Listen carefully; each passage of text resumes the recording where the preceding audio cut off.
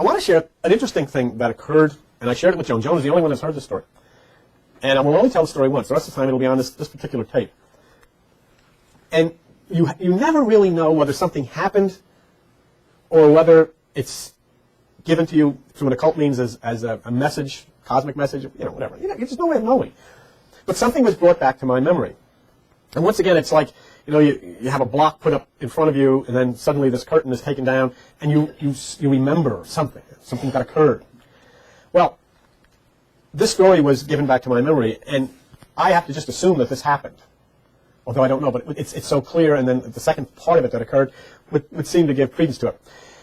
Well, when I was a very small child, the home that I lived in, I told you about, was a very violent place.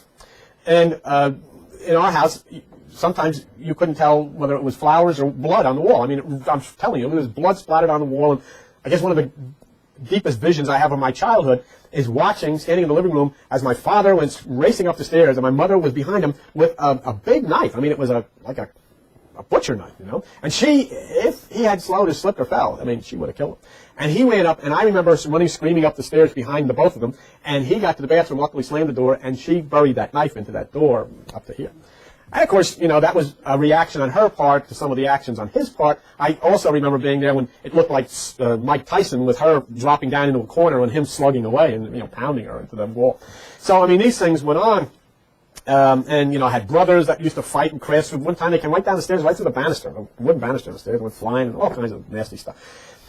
So I remember going to church.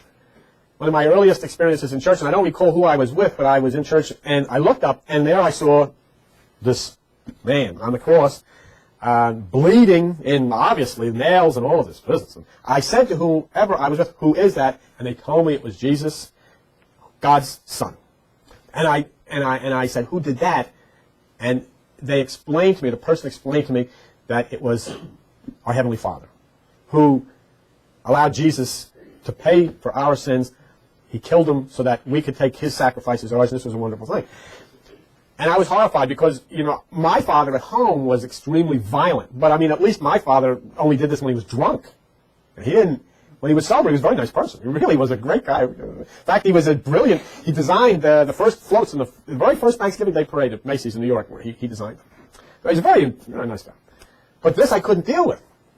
So I said, it struck me wrong. Something inside of me said, this isn't right. This isn't true. God wouldn't do that. I mean, does God have to torture people to death in order to be able to forgive somebody? And I knew this as a little child. I said, something is wrong. This is not right. And I always felt that if I could tell, I would tell everybody that that never happened, and it's not true, and that Jesus wasn't killed, and God never would hurt or touch or kill anything. And I said, that's what I would like to do. If I could only find out that that wasn't true, then I would tell everybody that that's not true. So I walked by myself, and I was very distressed and very upset by this, and so I walked into, there was a place in Newark, it's actually in the Newark East Orange border, called Elmwood Park. And I walked into the park. And now, what is brought back to my memory, that I went, the park had a large oval in the center with all these ball fields, and around it was this like gravel track that I used to run and everything, and in the woods and so forth. It was a very beautiful park. And I sat on the bench, and I was staring straight ahead at the oval where all of this was going on. And I was just, between what had happened at my home and what had happened at the church and all these things, I was very bothered, because I was very bothered for a long time. I mean, things were played into my life that I now realize I've been made aware of were part of what was expected of me to do. I mean, disappearing into the woods in Newark for days, weeks on end was a part of this process. But I sat on that bench and I stared just straight ahead, and I never noticed until I looked up. I never saw him come, I never heard him, but I looked up, and there to my right, sitting on the bench, was a man. And I remember this about him. He had brown shoes with shoelaces, gray slacks, a gray sweater, and a fedora hat. And he never looked at me. And I looked out of the corner of my eye, and I didn't really think anything of it, and he called me by my name, and he says, "Billy, you're upset." And I said, "How do you know my name?" And he says, "I know more than you think. I know everybody's name." So I says, "I'm not upset." He says, "Yes, you're upset." I says, "What do you think I'm upset about?" He says, "I can tell you what you're upset about. You're upset because you heard that God killed Jesus. And you've made a commitment that if you could find what the truth is, you'll tell everybody the truth. I didn't say anything. I remember sitting there and I said, but I don't know. And he said, well, I can make it possible for you. And he stood up and he never turned around. And he never looked at me. And he started walking, and he walked to the right on the gravel, and he started walking around the path of the oval. And I just looked at him, and I followed him as he walked. And then I decided what I would do. I was going to follow him and see when he went out of the park. Did he get into a car, or did he walk to a house? And I was going to follow him to wherever he went, whatever house he went. But about 3/4 of the way around the oval, as I stood and I was walking, I would kind of like go behind a tree so that he kind of looked back. And about 3/4 of the way, he turned and went up an embankment into where some trees were. So then I ran because I figured, I know they had these picket fence around and he might go over the fence. So I ran because I wanted to find out. And I ran right to that point, and then I went up the embankment into the clump of trees, and there was nobody there. But I heard a noise above me, and I looked up, and there was a dove, a beautiful dove on the branch of the tree. And you're a little kid, you talk to things like doves. And I said, did you see a man come through here? And the dove went the way doves do and flew. And I'll always remember the sound of his wings and the rustle of leaves, and the dove flew out of the barn.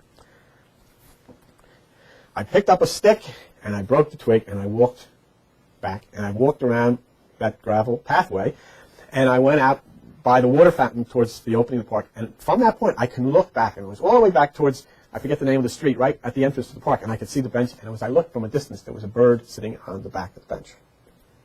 So I didn't go back, and I went and I left the park, and I didn't think any more of it. I really gave no thought to it at all.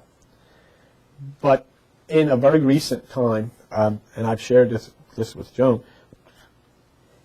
I realize now that after that experience, I had the experience of leaving school and this need for me to be totally alone and isolated. And as I said, I used to spend hours every day in these woods in the middle of Newark, all by myself. It was just me and squirrels and birds, and I would sit there. And then I would learn this feeling that I had as a teenager for classical music, and I would envelop myself in these dark rooms by myself listening to this stuff.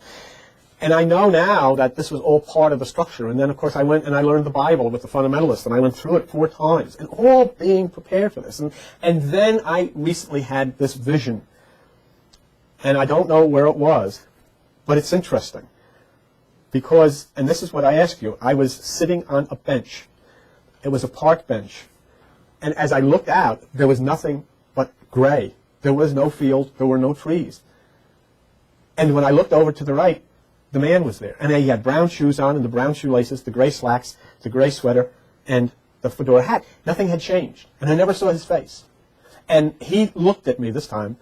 And, of course, I was the age I am now. And he said to me, are you ready? And I said, yeah. He said, well, now's the time. And the most beautiful part of this is that in all of this gray, he got up from the bench, walked away from me, but then turned around, put his right hand to the front of his hat and tipped it and disappeared. And my need now, and I know this, is to fulfill the commitment that I've made. And I've written a newsletter, which I'm going to ask Joni to help me put together, about the truth of the cosmic meaning of crucifixion and resurrection. The blasphemy that we have taught children that there is a God somewhere who would deliberately kill somebody in order to be able to forgive. That all of the blood and violence that we have attributed to God is simply creating God in our image, because that's our nature.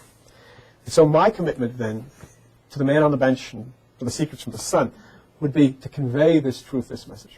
And every place that I would go now, and I know that I will see him again, and I share this with you one time because you will sometime, somewhere, sit on a bench, and there you'll someday see a man sitting next to you. And whether you'll be able to say, hey, are you, or I know you, or he'll say something to you, because this is all of a community of love and understanding of what is about to happen and what we have embarked on. To share with each other and to share with the world that has been so violent, the religions that have been so competitive and that have been so anti-God by this message that they've not understood. The simple act of God creating a universe in which the sun passes through a symbol of a cross so that it may rise up and provide us with new life has been misconstrued into the creation of a God who has to torture somebody to death in order to forgive. And we wonder why the kids and the very nature of life itself is so destructive. So that's the story of the man on the bench. And it became very, extremely real to me. And I share it with you because it's been part of this.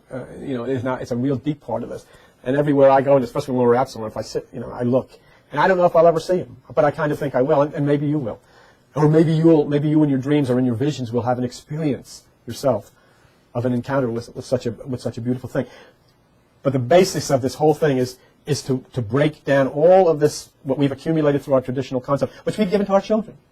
We have given our children the story of blasphemy, and we champion it as the traditional American Christian way. And we've never, ever been able to understand why we have created such a horrible, terrible environment for these people and these kids to live in. And yet we've done it quite as part of the pride. So many people have told you this all of your life, that if the real person does come and tells you the truth about this, you can't believe it. Because so many people have told you a lot of baloney. I mean, when I was a kid, there was people standing on the street corners in Newark, on Broad Market Street, waving things. Jesus is coming today or next week or whatever. I used to get scared. I'd say to my mother, you know, what do you think? And my mother was not into this stuff. She said, come on. Yeah, that wasn't. Well, she was right. She was absolutely right. But if you spend your life, and you've got preachers and teachers today, you can turn on television, you can turn on Christian television, and they're still waving the same thing, Jesus is coming.